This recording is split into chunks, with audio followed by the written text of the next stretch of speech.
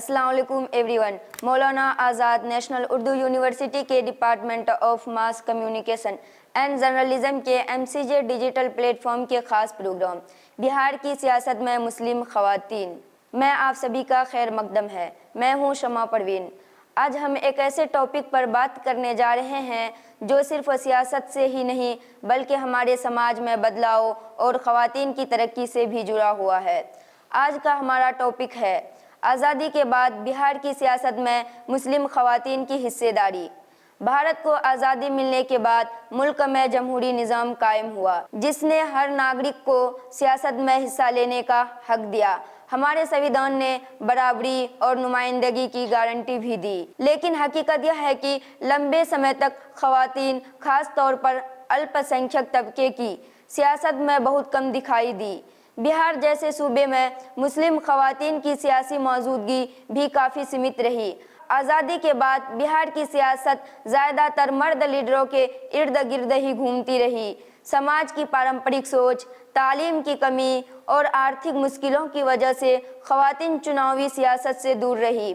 मुस्लिम ख़वातीन के लिए यह रास्ता और भी मुश्किल था क्योंकि उन्हें दो तरह की रुकावटों का सामना करना पड़ा, एक औरत होने की वजह से और दूसरा अल्पसंख्यक होने की वजह से।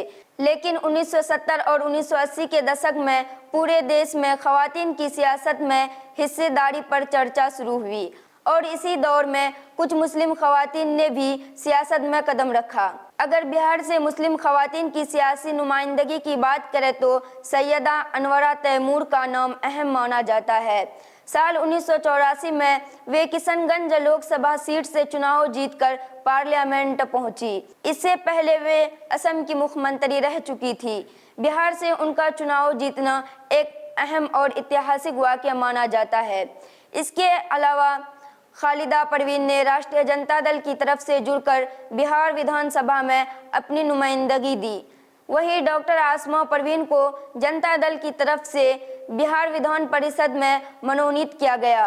उनका मनोनयन इस बात की निशानी है कि अब सियासी पार्टियां पढ़ी लिखी और काबिल मुस्लिम ख़वातीन को भी मौका देने लगी है।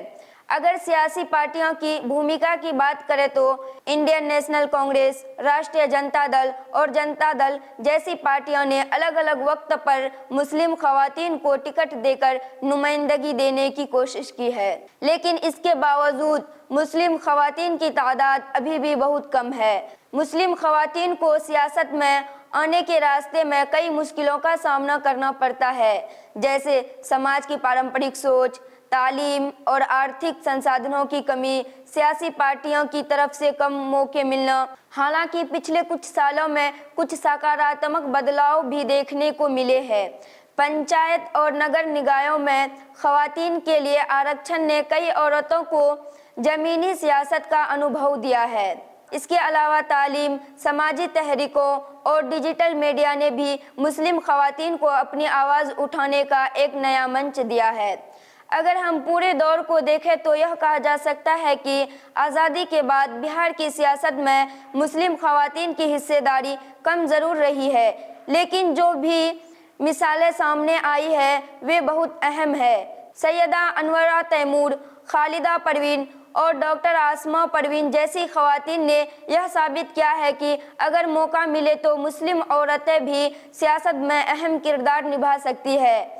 आज ज़रूरत इस बात की है कि सियासी पार्टियां सही मायनों में मुस्लिम ख़वातीन को आगे आने का मौका दें, क्योंकि एक मजबूत जमहूरियत वही होती है जिसमें समाज के हर तबके, ख़ास तौर पर ख़वातीन और अल्पसंख्यकों को फैसला लेने की प्रक्रिया में बराबर का हिस्सा मिले।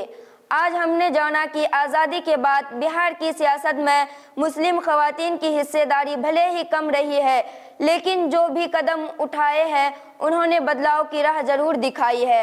आप देख रहे थे मोनू के MCJ डिजिटल प्लेटफॉर्म के खास प्रोग्राम बिहार की सियासत में मुस्लिम ख़वातीन। मिलते हैं अगली वीडियो में एक नई कहानी के साथ। तब तक के लिए धन्यवाद।